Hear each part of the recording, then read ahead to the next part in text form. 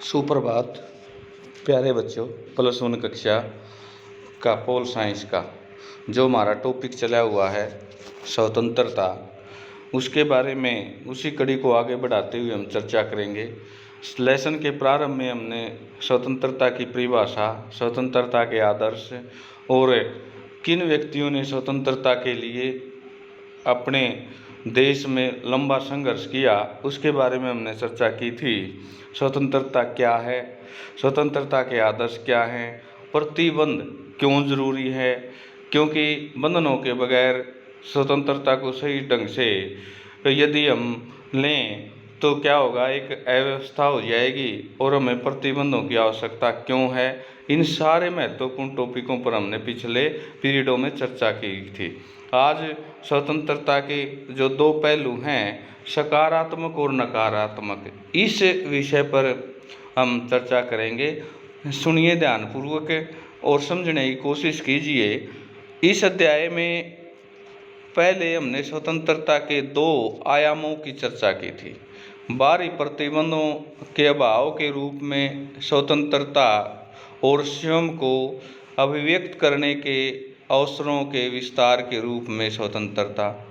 राजनीतिक सिद्धांत में इन्हें नकारात्मक और सकारात्मक यानी पॉजिटिव और नेगेटिव विचारधारा स्वतंत्रता कहते हैं। नकारात्मक स्वतंत्रता उस क्षेत्र को पहचानने और बचाने का प्रयास करती है जिसे व्यक्ति अनुल्लंघनीय हो, जिसका क्या है, लांघने का प्रयास न करता हो, जिसे वह जो होना है, बनना या करना, चाहे हो सके, बन सके, कर सके, कि यह ऐसा क्षेत्र होगा जिसमें किसी बाहरी सत्ता का हस्तक्षेप नहीं होगा। यह छोटा सा पवित्र क्षेत्र है जिसमें व्यक्ति कुछ भी करे लेकिन उसमें हस्तक्षेप नहीं किया जाता।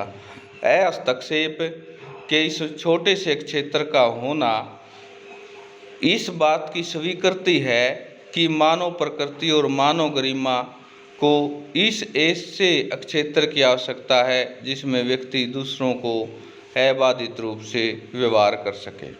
यह क्षेत्र जितना बड़ा होना चाहिए और इसमें क्या क्या शामिल होने चाहिए, ये वाद विवाद के विषय हैं, बने रहेंगे, क्योंकि यह हस्तक्षेप का क्षेत्र जितना बड़ा होगा स्वतंत्रता उतनी ही अधिक होगी। हमें जो मानने की ज़रूरत है वह यह है कि नकारात्मक स्वतंत्रता की परंपरा व्यक्ति के लिए एक ऐसे दायरे की बात करती है जो अनुल्लंघनीय हो, जिसमें व्यक्ति स्वयं को व्यक्त कर सके। अगर यह क्षेत्र बहुत छोटा है तो मानव गरिमा में कटौती होती है। मिसाल के तौर पर ऐसे दायरे को चिंतित करने के लिए यह सवाल पूछा जा सकता है, विद्यालय, खेल का मैदान, कार्यालय जैसी विभिन्न स्थितियाँ, पहनावे का चयन, क्या ऐसा मामला है जो हस्तक्षेप का लघुत्तम क्षेत्र होता है। इससे पहले हमने पढ़ा कि जैसे स्कूल परिवेश में है, ड्रेस कोड बनाया जाता है, खेल के मैदान में है, खिलाड़ियों के लिए ड्रेस कोड बनाया जाता है। क्या इसलिए ऐसा चयन है कि कोई भी बाहरी सत्ता दखल नहीं दे सकती, या ऐसा मानना है जिसमें राज्य, धार्मिक सत्ता, ICC की CBSE जैसी कोई संस्था हस्तक्षेप कर सकती है। नकारात्मक स्वतंत्रता का तर्क होता है कि वह कौन सा क्षेत्र है जिसका स्वामी मैं हूँ। नकारात्मक स्वतंत्रता का तर्क यह स्पष्ट करता है कि व्यक्ति क्या करने से मुक्त है। इसमें उलट सकारात्मक स्वतंत्रता के तरह कुछ करने में स्वतंत्रता के विचार की व्याख्या से जुड़े हैं। ये तरह इस सवाल के जवाब में आते हैं कि मुझ प्रशासन कौन करता है, मुझ प्रशासन कौन करता है।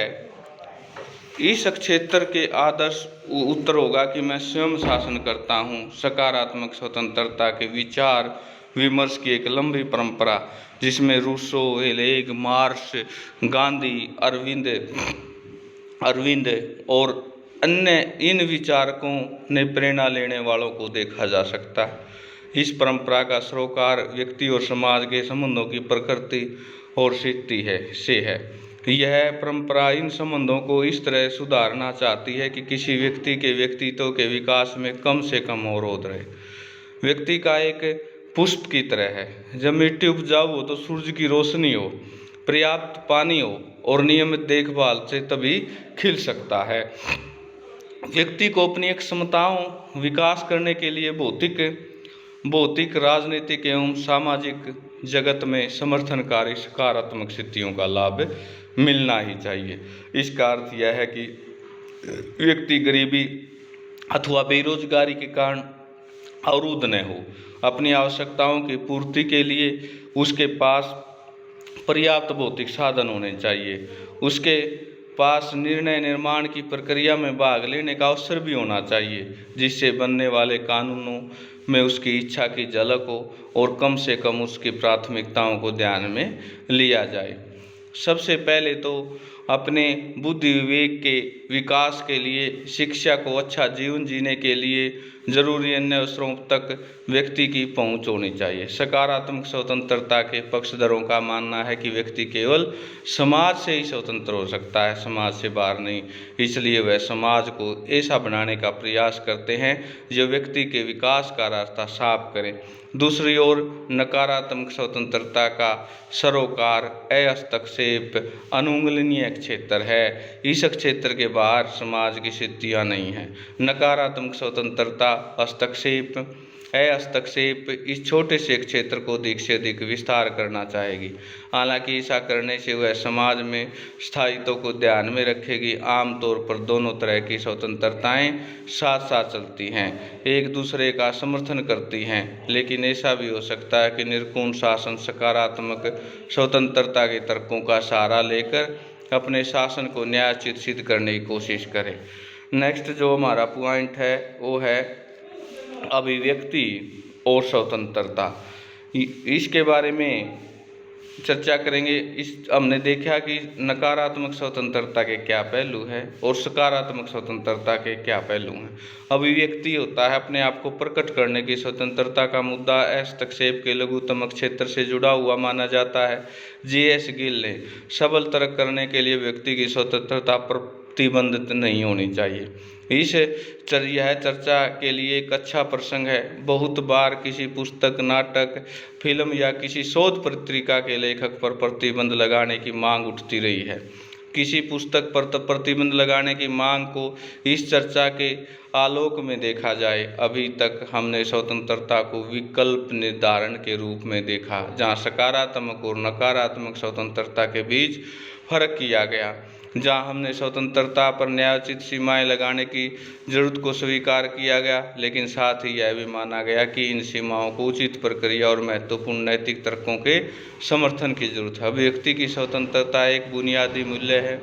जो लोग इसको सीमित रखना चाहते हैं उसे में बचने के लिए समाज को कुछ असुविधाएं सहन करने के लिए तैयार रहना चाहिए। वालेयर का कथन है एक विद्वान का, तुम जो कहते हो उसका समर्थन नहीं करता है, लेकिन मैं मरते दम तक तुम्हारे कहने के अधिकार का बचाव करूंगा। हम यह अभिव्यक्ति स्वतंत्रता की कितनी गहराई प्रतिबद्ध है। कुछ वर्षों पहले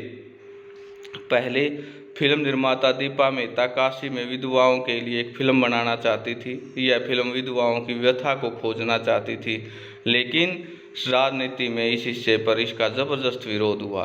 विरोधियों को लगता था कि भारत में बहुत बुरे तरीके से प्रस्तुत किया जाना चाहिए। उन्हें यह भी लगता है कि यह फिल्म विदेशी दर्शकों की ज़रूरतों को पूरा करने के लिए बनाई जा रही है और उसे प्राचीन नगर में बदनामी होगी। उन्होंने इस फिल्म को नहीं बनने दिया और परिणाम स्वरूप फिल्म काशी में नहीं बनाई जा सकी।